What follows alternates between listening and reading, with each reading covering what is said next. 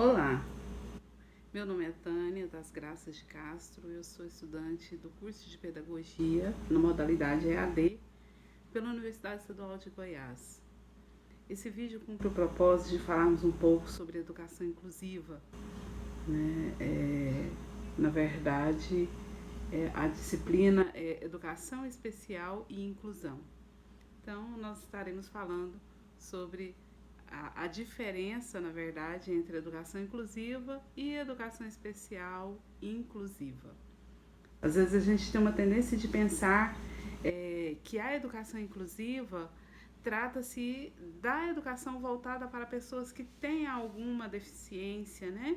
E, na verdade, o que se deve entender, o que se entende por educação inclusiva é a educação que dá a todos, né, o acolhimento sem exceção, de modo que todo indivíduo, todo cidadão tenha acesso à educação. Isso é educação inclusiva.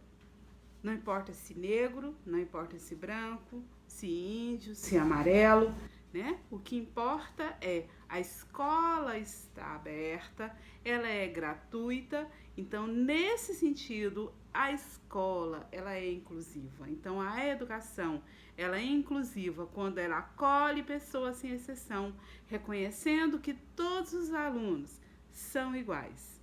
É uma educação voltada para a cidadania global, então não tem distinção de pessoa, de sexo, absolutamente de etnia, de nada.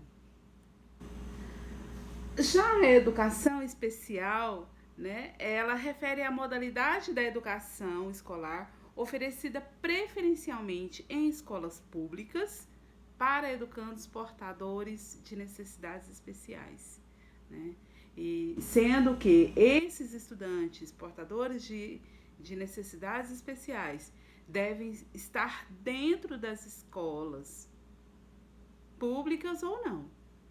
E elas vão então receber dentro das escolas tradicionais o acolhimento e o desenvolvimento, o apoio necessário para que ela possa desenvolver, para que ela possa aprender, para que ela possa adquirir conhecimentos, sendo que tem que receber atendimento lá dentro, de modo mais específico.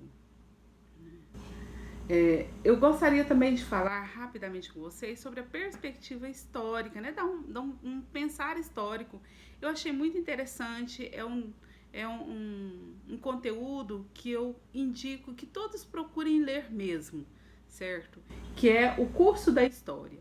Primeiro, quando a gente olha, vamos falar do período da Grécia Antiga, da Roma Antiga, né? Para não voltarmos um pouco mais atrás. O que ocorre? O deficiente, o cego, o deficiente físico, ele era marginalizado, certo? Inclusive, nós temos até o próprio Aristóteles dizendo que é inútil ao Estado investir na educação de uma pessoa surda, uma vez que, segundo ele, o pensamento é impossível sem palavra. Então, nessa sociedade grega, romana, antiga, as pessoas que eram portadores de deficiências, elas eram mortas, elas eram abandonadas nas praças, nas ruas, os pais não tinham, ninguém tinha que assumir responsabilidade por esses indivíduos, né? Infelizmente. Nós vamos perceber uma certa inclusão com o advento, né, com a chegada do cristianismo. Ai, gente, eu achei isso o máximo, né? Com a chegada do cristianismo, quando há então um olhar para essas pessoas como um indivíduo, como um cidadão, tá? Mas caminhando, né, a gente vai ver que a sociedade em si só vai ter um olhar mais especial para o deficiente a partir do século XIX e século XX, quando se monta então os espaços específicos para acolhimento dessas pessoas, que são asilos, hospitais, né? Então todos eles serão separados da sociedade. A gente chama esse período de segregação. Por quê? Porque separa esses indivíduos da sociedade. Nós temos também um período denominado integração.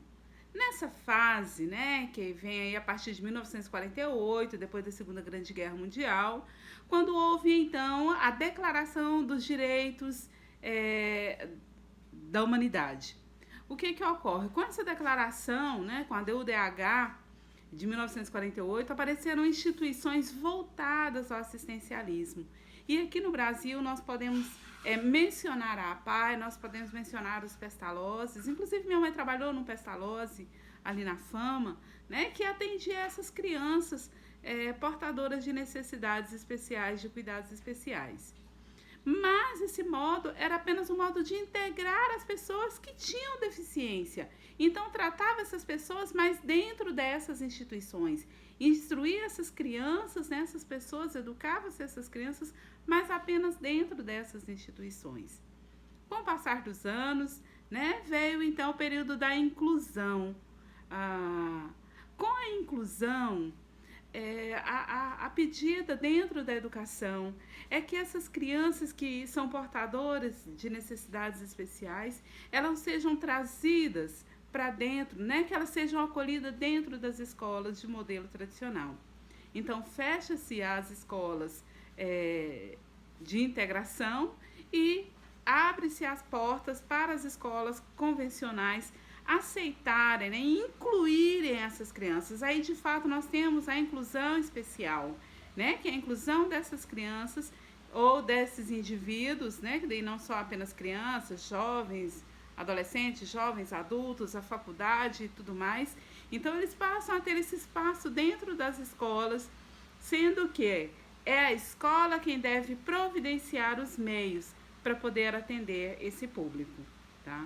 Então, quanto a esse material, também é um outro material muito bom, né, que é um material de apoio às tecnologias assistivas que vão facilitar ou que vão mediar essa educação para portadores de necessidades especiais, ok? Em outro momento a gente fala mais sobre.